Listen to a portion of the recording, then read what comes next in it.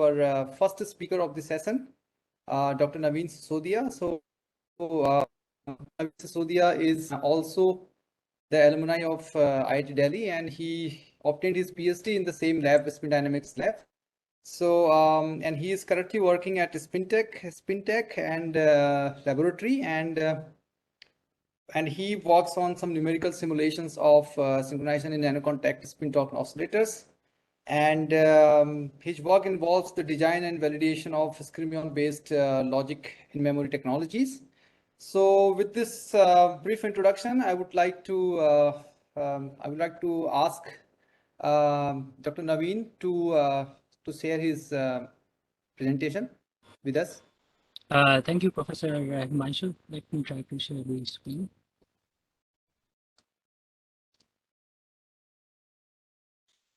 All right, is it visible? Yes, yes. All right, again, thanks a lot for that nice introduction, and also thanks to Mudli sir for giving me this opportunity for the talk. I am again Naveen Sisodia, and I'm a postdoctoral researcher currently at CNRS SPINTEC in France. Naveen, sorry to interrupt you. Just make it full screen. How about now? Yeah, yeah. Perfect. All right. Thanks a lot. Wait. Okay, so the title of the talk is Logic in Memory Computation Using Magnetic Skyrmions. We will soon see what all of these terms mean. The talk is mostly oriented towards applied physics and electronics, and it's much less theoretical in nature. To begin with, I'll show you a little bit about the LNG equation, because the entire work is numerical in nature. Professor Himanshu has already discussed this a bit, so that would help. And then, of course, being the first person to present present in this session, I will discuss briefly about magnetic skyrmions. I will also talk a bit about what are other kind of topological textures you can have, and then followed by the main talk, which is skyrmion-based logic in memory devices. And in particular, I will show you a full adder logic gate. And if the time permits, I have another really interesting design, which is called a demultiplexer logic gate. So I will show you if it's possible. And then I will show you what are the future outlook of the work. So without wasting any time, let me immediately begin with my first slide. So we all know about LNG equation. It governs the dynamics of a magnetic moment in the presence of a magnetic field. So this is the blue color here, which is the magnetic moment, and you have a magnetic field. The entire dynamics is given by two terms, which one of which is precession and another one is damping. The circular motion is given by the precession, and the alignment of magnetic field along the direction, the magnetic moment along the direction of magnetic field, shown here by this radially inward pointing torque, is the damping. So this is something we all know. An interesting point to note here is the term be effective. So this is there is a reason why it is called effective. It's not just the external field, it is a combination of several different kind of fields. Now, most of these fields are actually fictitious fields. So let's imagine you have exchange interaction. You have some energy corresponding to these exchange interactions. And we know that if you want to minimize this energy, the exchange interaction favor a parallel alignment of neighboring spins.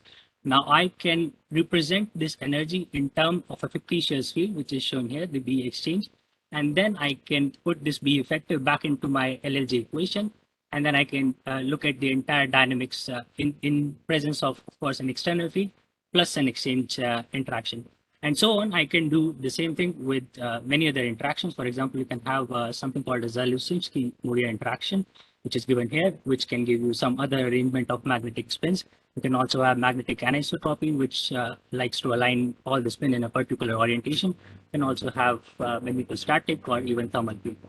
So all of these terms, most of these terms can be written inside the B effective field as fictitious field terms. Another ingredient that is very useful for us is what happens if you inject some current. So instead of having just two terms, which give you precision and damping, you can add another torque, which I've used the same form as shown by Professor Himanshu. This is a very simple form. Of course, you can have some other torque terms also, but this gives you the effect of torque on the magnetic moment. Now here you have P, which is the polarization direction of your spin polarized current. Again, it has been already discussed that you can create spin polarized current in different ways. For example, you can just inject unpolarized charge current inside ferromagnet, which you pin somehow. And on the other end, you can achieve a spin polarized current. or you can use spin Hall effect, where you inject charge current inside the heavy metal and you have spin current flowing in the perpendicular direction in the ferromagnet. So these are two ways. We are not very much concerned about which way we are going to use, but this slide covers all of the theoretical aspect that we need. So to start with, what exactly is magnetic skyrmion? So as I said, we have several interactions, several field terms, which all work together. And some of these interactions are competing in nature. For example, if you have exchange interaction, they want parallel alignment. You can have DMI interaction. This wants orthogonal arrangement, let's say.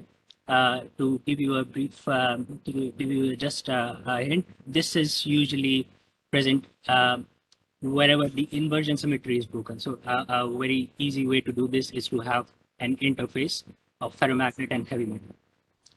And with all these competing terms interacting with each other, you can end up with a static configuration, which looks like this picture shown here, where the magnetic moment is continuously changing from left, it is pointing up, to center, it is pointing down, and then back again up. So there is a full 360-degree rotation of the magnetic moments, and this whirling of magnetic moments is what is called as skyrmion.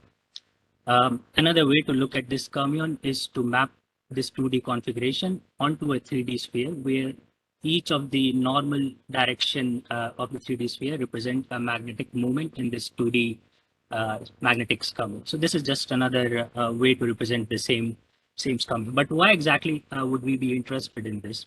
So now, if I make a line scan in the middle of this skyrmion, I can see the magnetic moment orienting again from top, from up to down, back to up. So there is some sort of bending or a kink in this continuous change of magnetization.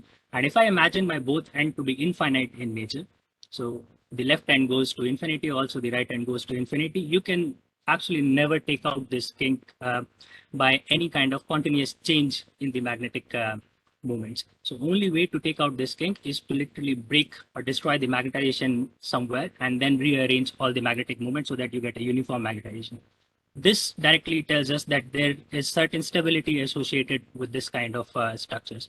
Mathematically, this protection, this topological protection or this stability can also be shown by a mathematical quantity called topological charge, which is shown here. For skyrmion, this is plus and minus 1. Now, a very interesting property of this skyrmion is that it can be moved with current. So if I inject current, first there is a spin current here. It is coming out of the screen in this particular case. These skyrmions can be moved with these spin currents.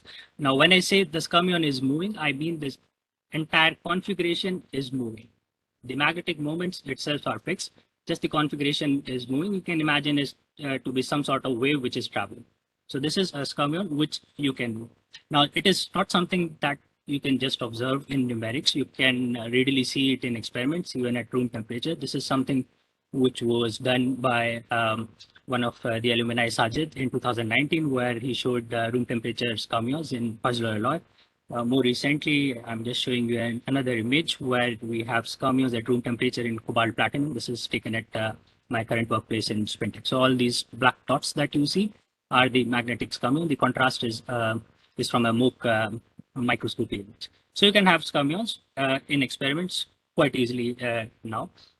So, but these are not the only topological textures that you can have. You can have something called half skyrmion, half anti-skyrmion, where you can see the magnetization on the top half is diverging, but the bottom half looks much like the previous figure, so it's still a skyrmion. So we call it half skyrmion, half anti-skyrmion. If you, this is a high energy. If you stabilize it, you see some sort of droplet structure, which you can also move with current. It can show you some interesting dynamics, but we see in our simulation that this is quite fragile in nature and it's not really very stable at room temperature. Something else you can have is a skyrmion in antiferromagnets. So here you can see two skyrmions kind of intermixed in each other. Every magnetic moment has an adjacent moment which is exactly anti-parallel to it. So it's another kind of topological texture, and again you can move this with currents. But what is more important perhaps for this presentation is skyrmions in synthetic antiferromagnets. Now, Synthetic antiferromagnets are tri-layer structures where you have a spacer which is sandwiched between two ferromagnets. Now, these two ferromagnets are antiferromagnetically coupled, which means that their magnetic moments are pointing exactly opposite to each other. Now, the way to have a skyrmion stabilized in such a structure is to have, instead of one, two skyrmions in each layer. So let's say in the top layer, I have a skyrmion, which on the edge has a magnetic moment pointing up, and then the core in the center pointing down, and then again up. In the other ferromagnetic layer, you have the exact opposite orientation where you have on the edges the magnetic moment pointing down and then up and then again down. And this basically satisfies your antiferromagnetic coupling. So this is something that we are interested in, and this is what we will be working on. Experimentally, I'm just showing you what stack we use. So we have a cobalt, nickel, iron, cobalt composite magnet, and then another cobalt magnet here. The rest of the structure you can just imagine to be spacer. Each of these layers have their uses. In experiments, we showed that if you have an electrical contact, you can nucleate a skyrmion. So this is the middle image. You see a slight contrast here. This is a skyrmion which is being nucleated electrical pulses. And if you just reverse the polarity of the pulse, you can easily annihilate this skyrmion. Now we did some micromagnetic simulations as well to validate this. So you can nucleate a skyrmion in much the similar way as you see in experiments, and also you can annihilate the skyrmion. So this validates our experimental results. Another way, if you want to have a bunch of skyrmion together, is to just shine a laser pulse. So let's say this is the laser spot, which demagnetizes the entire all the magnetic moments. So they are all randomly arranged, and if you just relax this magnetic or the magnetic configuration, you see a lot of skyrmions which are formed. So this is another way to nucleate some skyrmions. A very important property of skyrmions is that you can tune its size. So for example, if you change the magnetic parameters, the size of the skyrmion changes. In our case, we just show that you can vary the thickness of cobalt layer. So this layer, you can vary the thickness of this cobalt layer, and you can go even down to less than 10 nanometer of the diameter of skyrmion. And this is really important for us because the devices that I'm going to show you very soon all depend on the size of the skyrmion. So the size of the device that we have, which of course we want to be very small, is directly dependent on the size of the skyrmion. So overall, we have a quantity which we can stabilize at room temperature, which we can nucleate and annihilate at will, which we can tune down to less than 10 nanometer in size. And this is all we need to propose our application. So the title of the talk involved something called logic in memory architecture. So what exactly is that? In all the current architecture, all the computers, every device you have, this is based on a particular way where you have a storage unit which stores your data, and then you have a logic unit which performs operation on this data. So of course, there is always a constant transfer of data from storage to logic to do the operations. And then after that, you get the result, and you want to put that back onto the storage. So this constant shuttling of data creates a bottleneck, and it involves a huge dissipation of energy. And this is something that we would like to resolve. And a good way to do that, a proposed way to do that, is to have some sort of architecture where you have logic as well as storage integrated into a single unit. Now, how can we do that?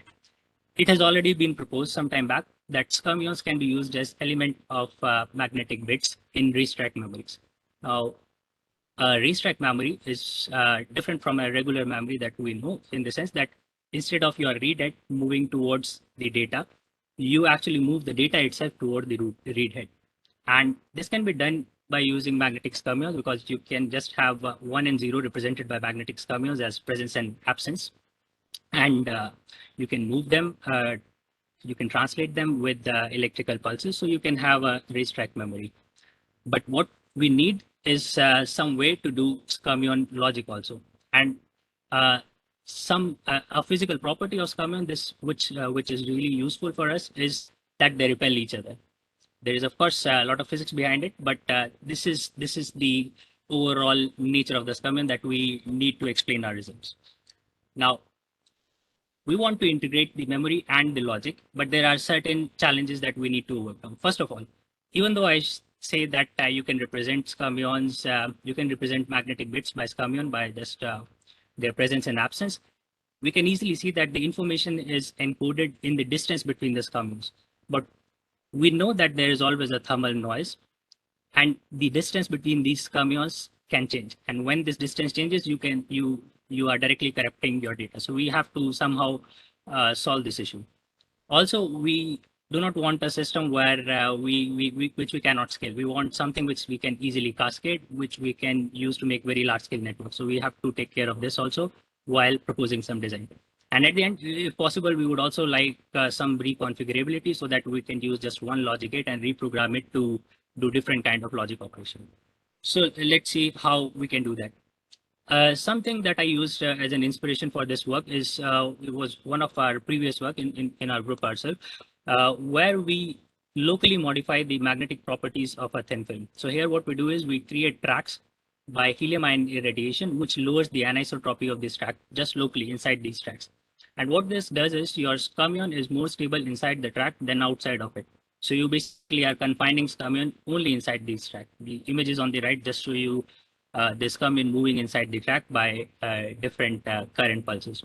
Now this is just constraining the skyrmion in one dimension. You can go a bit beyond that, and in numerical simulation, we come up with this design where instead of just having a track, we have actually a 2D confinement where we have boxes where we will confine the skyrmion. So each of these boxes, you can imagine them to be bits where you will store your information.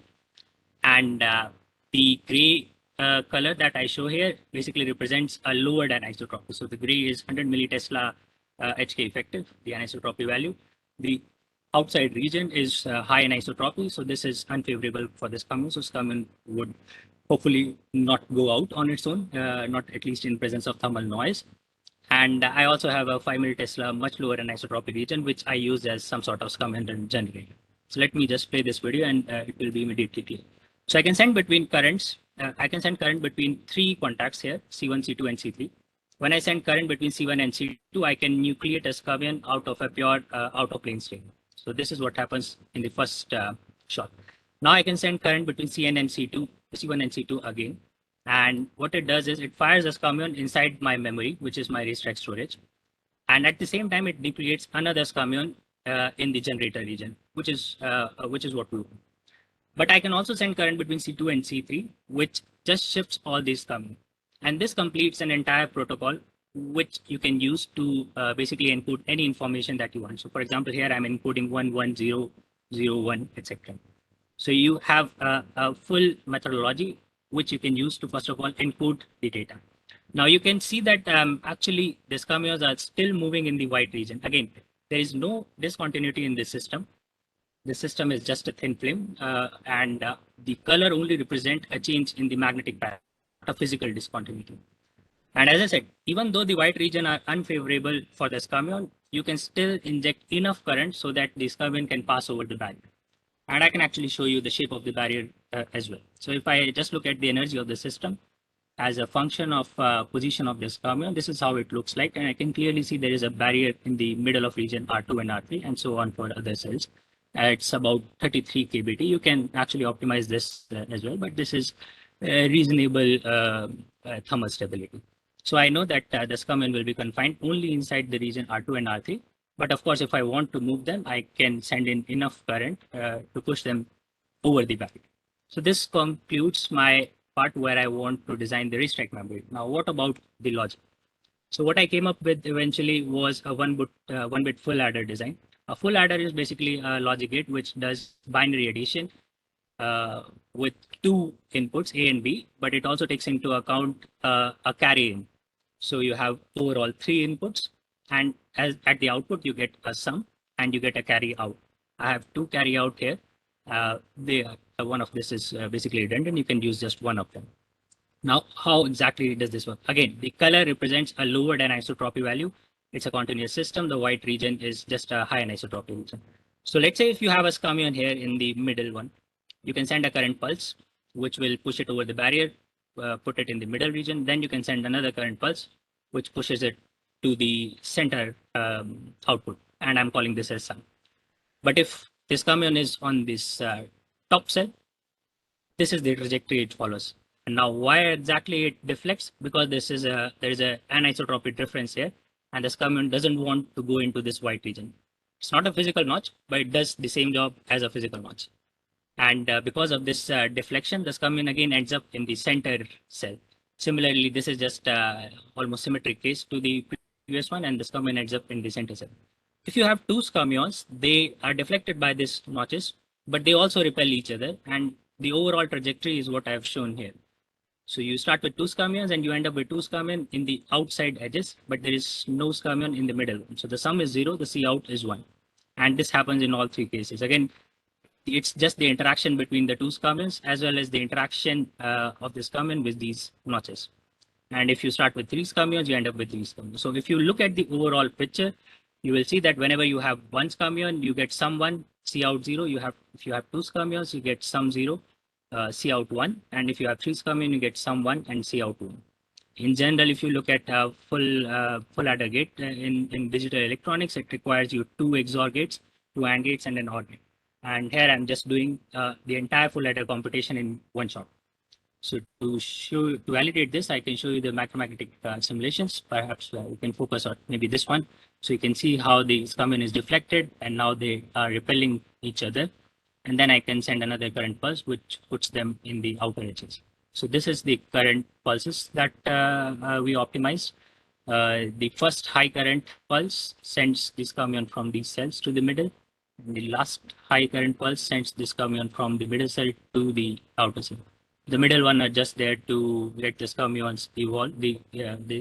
Let the skyrmions interact with each other in the middle cells. So this is how the 1-bit full adder works. Now we can go ahead and cascade this to make a 3-bit ripple carry full adder. Now the trick is to somehow use the output from the first full adder, which is the first full adder here, highlighted by the red one. And we want to use the C out of this first full adder as the input of the second full adder. And this can be easily done in our design just by merging this cell. And similarly, you can merge the full adder 2 and full adder 3 from here. And I can just play the simulation. So the inputs are here A1, B1, A2, B2, A3, B3. The numbers are basically A1, A2, A3. And I'm trying to add B1, B2, B3 to it. And the example case is 101 plus 111. And if I play this, the first computation happens here. And you will notice that these skyrmions are also moving.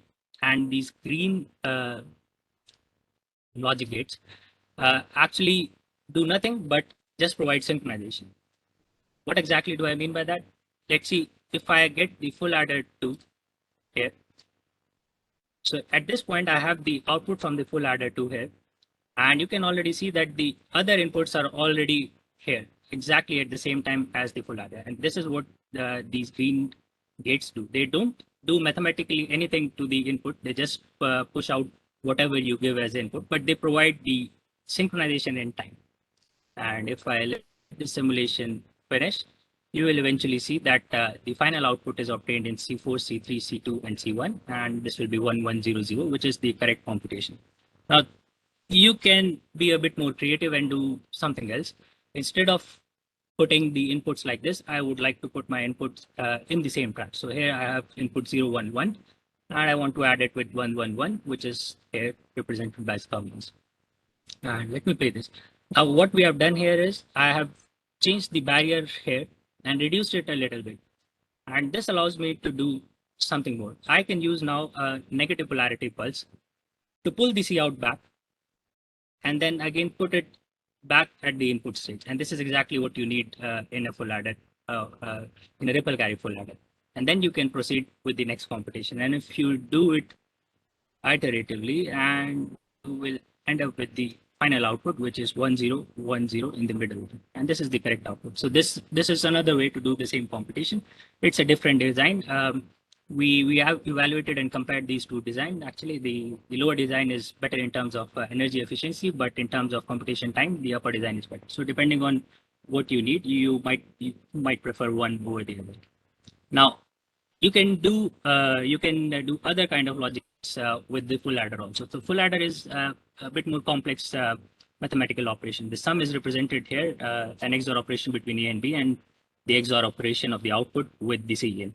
And the C out is represented as follows. So you can try to tinker some of these inputs. So for example, if I put C in as 0, I'll get C out as A dot B. And this is a simple AND gate. And similarly, you can change other inputs to get a NOT gate. And with NOT and AND gate, you can get an AND gate. So I'll just directly show you a NAND gate implementation where I have A and B, which is 1, and all other inputs are fixed either to 0 and 1. And at the end, you get a NAND gate output here.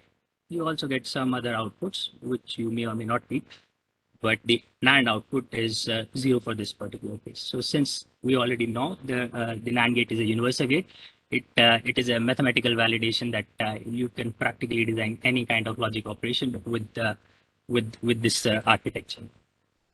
Now, as I said, I optimized by electrical pulses to make this operation happen, but it wasn't a very strict optimization. We also tried to see what happens if we vary the amplitude of these pulses or the width of these pulses. And this is what I've shown here. So if I vary the amplitude of J1, J2, or together both J1 and J2, I have about 10% tolerance. Even if I change it by 10%, the operation for all the cases, it still succeeds. Similarly, if I try to change the width of my pulses for T0, T1, T2, or all of them together, so these are shown here. For all of these cases, I have about 30% tolerance, which I can use. And this is something which is really useful for actual real life applications, because in practical application, you will never have very fixed amplitude or even the width of the pulse. So you need to take into account all these variations that you can have. Now, okay, I think I probably would have to skip this. I'll just show you that it's one design that I've shown you. You can do something else. For example, I have here 3 skyrmions, 2 fixed, X1 and X2. These are my 2 inputs, which I change. And the third skyrmion just moves and ends up in one of these 4 outputs. Of course, I'm skipping a lot of exactly what it's doing.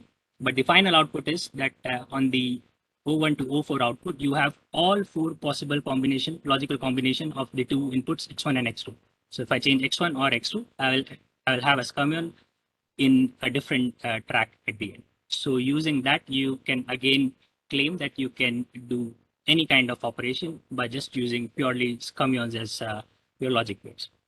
So that's all I wanted to show you mainly. As a future outlook, I want to show you something really amazing. So this is a 32-bit full adder. This is not a micromagnetic simulation. This is a purely MATLAB implementation. You can see here some sort of computation happening. This was a work we did in collaboration with my colleague, Dr. Yuan at SPINTEC. Now, this is a very important outlook of the work that I've shown you. So I have shown you a 3-bit full adder, but at the end, we want a very big circuit, a large-scale circuit. In fact, even though I say that this is a modeling of large-scale circuit, this is not really a large-scale circuit. The actual circuits that you want to make would be really, really complex. And micromagnetic simulation would at one point be your limitation. For example, this 32-bit full adder, it's impossible to do this with micromagnetic simulation. So what helps you here is another model, which is derived from LLG. It's called a Thale model, where instead of solving the entire magnetic moments, the entire configuration, you just solve for the position of this skyrmion. Or in this case, I'm just showing you the velocity of this skyrmion.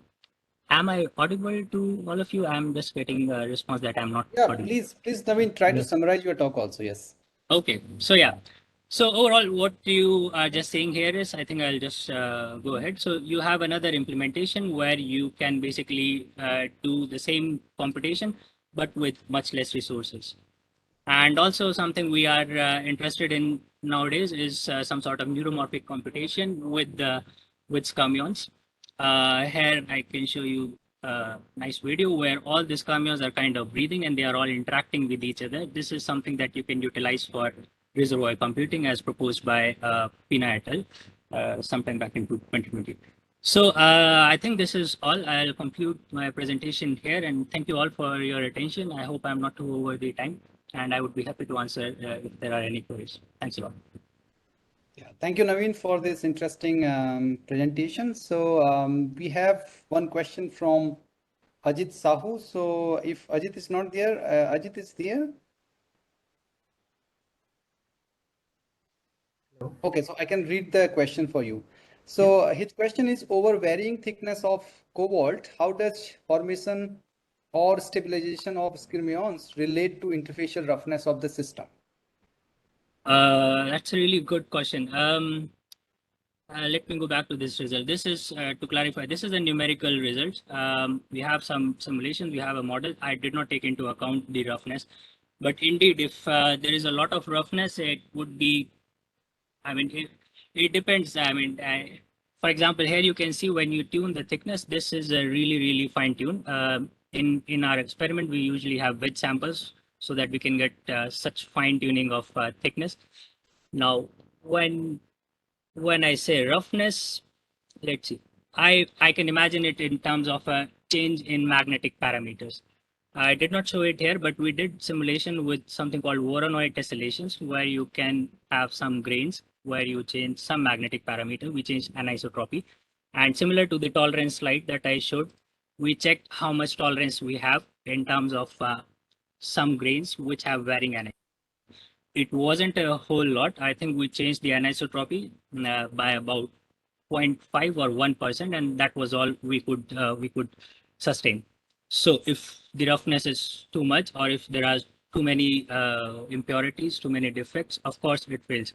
This is not a problem for just this work. This is a very generic problem for everything which relates to scabbing. If you have defects, if you do not have a very nice uniform film with very uniform varying magnetic parameters, you usually have scammers which can get stuck in one place.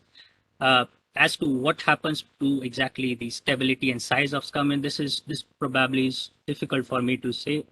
But yeah, I mean, if you have some roughness, of course, all of this doesn't work well. That's honestly that's true. Okay, and I can see Ajin has raised his hand. So Ajin, yeah, you may go ahead. Yeah. Actually, it was a nice talk. It was very nice to hear that. Thanks. Two small things I wanted to ask. First thing is, like in this, like you have shown synthetic antiferromagnetic skyrmions, right? Yep. And I have seen some curve. Is that curve images? Let me go back to yes. I have some MOOC images, but yeah, this was at SPINTEC. This is Yeah. MOOC image. So Yes. my question is, like in purely completely compensated synthetic antiferromagnets, the intensity will be very less. So here I can see that it is the contrast is very good. So how you manage to get this very good contrast between this white and black? Thanks a lot. This is yeah. What you are saying is exactly true. Let me correct myself. This particular image is a ferromagnetic scammon image, and you're absolutely right. In MOOC, we do not see any SAF scammons. I have some images here. These are XMCD images. These are not MOOC or MFM. In MFM, you might see some contrast. It will be low, but we do see some contrast in MFM. Nothing in MOOC. XMCD is much better because in XMCD, if you see here, we have a composite magnetic layer. It is making the system complex, and we do this for a particular reason. If I have a magnetic material, which is different here, so I have NIFP here extra, I can actually, in XMCD, I can probe the magnetization just for this layer, and then I can probe, I can change to cobalt, and then I will be probing a magnetization, which will be kind of average of this layer.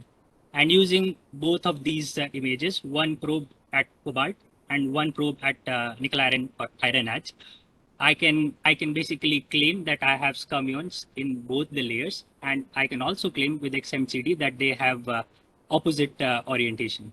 So if you want to see SAP scammons, XMCD is the best, but MFM might also work. We personally have done it with MFM.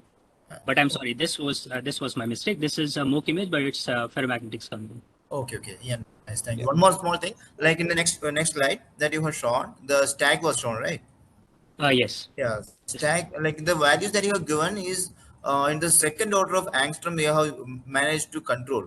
Means in this, I can Yeah. see that ruthenium 0.85 and all the second order of angstrom also you were able to control. So how you can this was done in sputtering only, right? Yes. So Yes. how did you control the second order of angstrom for depositing this particular targets? Well, I'm not really a very good person to answer this, but what I can tell you is we develop wedge samples first of all. So I have, let's say, thickness of about I won't say anything about the second order, but till first order, we do have very good system which can control that. So it's a nominal thickness. It's not exactly, I mean, it's not like I'm going So this below the thickness atomic that you are thickness. showing is something you have got from measurement of the thickness, or what? What is the, like, this 0.85? Yes, so, or, yeah. yes. So first we develop wedge samples. We have some thickness on the one edge, and then I have another thickness on the other edge, and we have really slow slope of this wedge.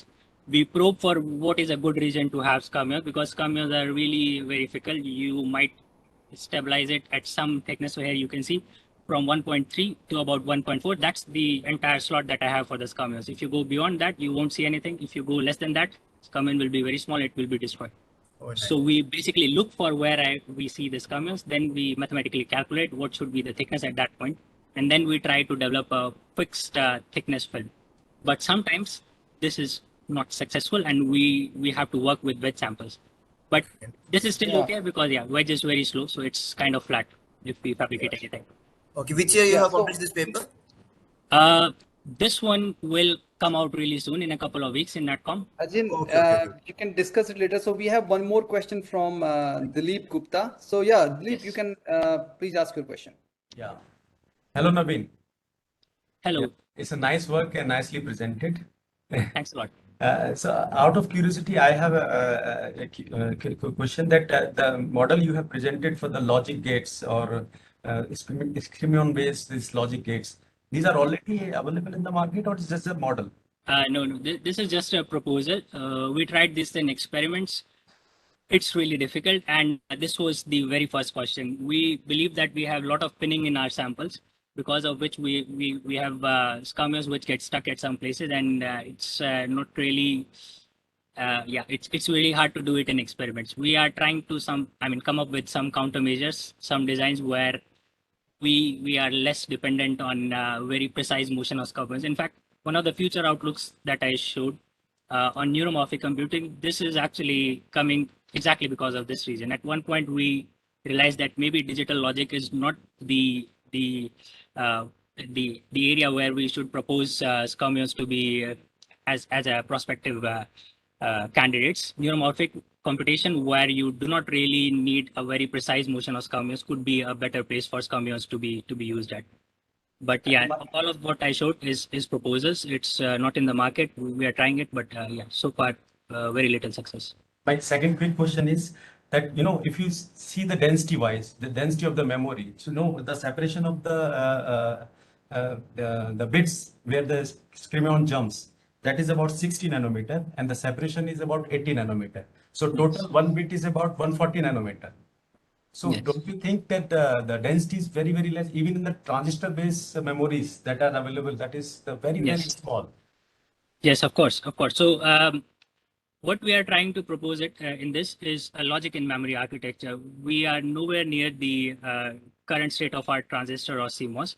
But if you look at logic in memory architecture, we are doing it quite. I mean, it's decent. I might have an energy comparison somewhere, but without showing it, I can also add all of our proposals are dependent on the size of the skyrmion, and people are really trying hard to reduce the size of the skyrmion.